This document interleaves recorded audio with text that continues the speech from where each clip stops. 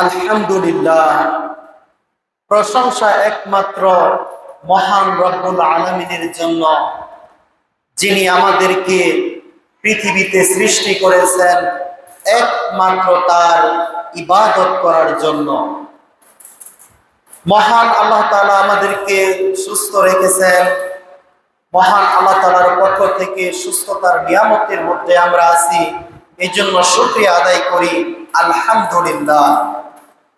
মহান আল্লাহ তাআলার অশেষ মেহেরবানি, করুণা, দয়া, রহমত, তিনি আমাদের উপর রহমত নাজিল করেছেন, তিনি আমাদের উপর দয়া করেছেন, যার কারণে আমরা আজ পবিত্র জুমার দিনে মসজিদে এসে উপস্থিত হতে পেরেছি। এই জন্য মহান রব্বুল আলামিনের কাছে শুকরিয়া আদায় করি আলহামদুলিল্লাহ। সম্মানিত উপস্থিতি, আজকে জুমার খুতবার বিষয়বস্তু হলো পবিত্র মুহররম মাসের ফজিলত, গুরুত্ব, এর মর্যাদা। একই সাথে বিশ্বব্যাপী চলছে বিশ্বকাপ ফুটবল। এই বিশ্বকাপ ফুটবল উন্মাদনা থেকে আমরা নিজেদেরকে কিভাবে বাঁচাবো, আমাদের ইমানি শক্তি দিয়ে আমরা বিশ্বকাপ ফুটবল উন্মাদনার মধ্য দিয়ে কিভাবে ফিতনার সময় নিজেদের ঈমান এবং আমলকে বাঁচাবো, এ প্রসঙ্গে আমি জুমার খুতবা কিছুটা সময় আলোচনা করব ইনশাআল্লাহ। সম্মানিত উপস্থিতি, মহান আল্লাহ তাআলা কুরআনুল কারীমে 12টি মাস সম্পর্কে আমাদেরকে অবহিত করেছেন। রাসূলুল্লাহ সাল্লাল্লাহু আলাইহি ওয়াসাল্লাম তিনি আমাদেরকে জানিয়েছেন। এ প্রেক্ষিতে আমরা মুহররম মাসের ফজিলত এবং গুরুত্ব সম্পর্কে জানতে পারি। সম্মানিত মাস হলো মুহররম মাস। হিজরি সনের প্রথম মাস হলো মুহররম মাস। এই মুহররম মাসের গুরুত্ব, ফজিলত, মর্যাদা অনেক বেশি। 12টি মাসের মধ্যে সর্বোত্তম মাস রমাদান মাস। রমাদান মাসের ইবাদত সবচেয়ে বেশি গুরুত্বপূর্ণ। সিয়াম ফরজ, 30টি সিয়াম পালন করতে হয় রমাদান মাসে। এরপরেও মুহররম মাসের গুরুত্ব এবং ফজিলত রয়েছে। আজ আমরা মুহররম মাসের ফজিলত সম্পর্কেই জানব ইনশাআল্লাহ।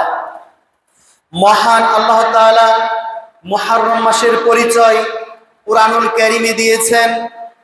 মহান আল্লাহ তাআলা 9 নম্বর সূরা তাওবার 36 নম্বর আয়াতের মধ্যে বলেন, ইন্না নিশ্চয় ইদ্দাতুশ শুহুরি ইনদাল্লাহি 12 শাহরান ফি কিতাবিল্লাহ ইয়াওমা খালাকাস সামাওয়াতি ওয়াল আরদি মিনহা আরবাআতুন হুরুম।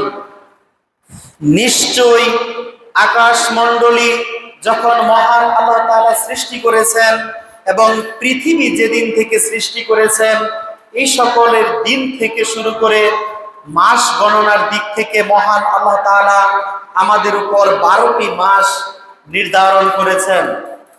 12টি মাসের মধ্যে 4টি মাস হলো সম্মানিত মাস।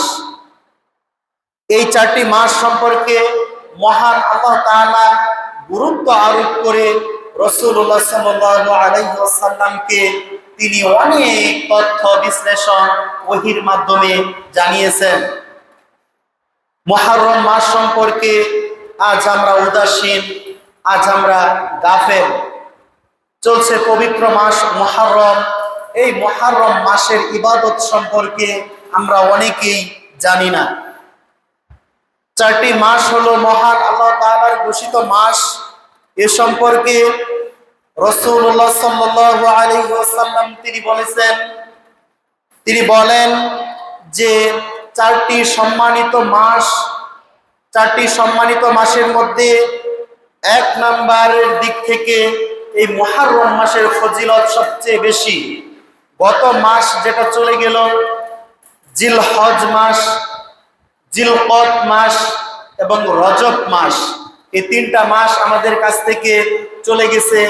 এই বছরের নতুন বছর হিসেবে মুহররম মাসের, আরবি মাসের প্রথম মাস হলো এই মুহররম মাস। ইংরেজি মাসের যেরকম প্রথম মাস জানুয়ারি, বাংলা মাসের প্রথম মাস যেরকম বৈশাখ, ঠিক এরকম ভাবে এর চেয়ে বেশি গুরুত্বপূর্ণ মাস হলো আল্লাহ তাআলার দেওয়া মাস, সেটা হলো মুহররম মাস। ইংরেজি মাস আমরা উদযাপন করি বৈশাখী মেলার মাধ্যমে, অপসংস্কৃতির মাধ্যমে আমরা বৈশাখী মেলাকে উদযাপন করে থাকি। আমরা বাঙালি হিসেবে আমরা এই দিনগুলোকে বেশি প্রাধান্য দেই, অথচ আমরা মুসলমান হিসেবে এটা জানি না যে মুহররম মাসের ফজিলত এবং গুরুত্ব কেমন। যেই মাসকে স্বয়ং রাসূলুল্লাহ সাল্লাল্লাহু আলাইহি ওয়াসাল্লাম বলেছেন, আল্লাহ তাআলার মাধ্যমে ওহী নাজিল হয়েছে, এই মুহররম মাস হলো হারাম মাস। হারাম মাস কি? হারাম মাস হলো এই মাসে কোনো প্রকার অশ্লীলতা করা যাবে না, কোনো খারাপ কাজ করা যাবে না, কোনো অন্যায় করা যাবে না, কোনো যুদ্ধ বিগ্রহ করা যাবে না। সম্মানিত মাস, আল্লাহ তাআলার মাস। তার মানে এই মুহররম মাসের ফজিলত কেমন হতে পারে আমরা একটু চিন্তা করলেই বুঝতে পারি। যেই মাস সম্পর্কে মহান আল্লাহ তাআলাই বলেন হারাম মাস, এই মাসে অনেক কিছু বিধিবিধান আছে, অনেক দিক নির্দেশনা আছে, অনেক ফজিলত আছে। আমরা এই মাসে কি করতে পারবো, কি কি আমল করতে পারবো না, কোন কোন কাজ করতে পারবো না, সকল কিছুর দিক নির্দেশনা স্বয়ং রাসূলুল্লাহ সাল্লাল্লাহু আলাইহি ওয়াসাল্লাম তিনি আমাদেরকে দিয়েছেন। এই মুহররম মাসে অনেক ঐতিহাসিক ঘটনা ঘটেছে, যেগুলো আমরা হয়তো অনেকেই জানি না।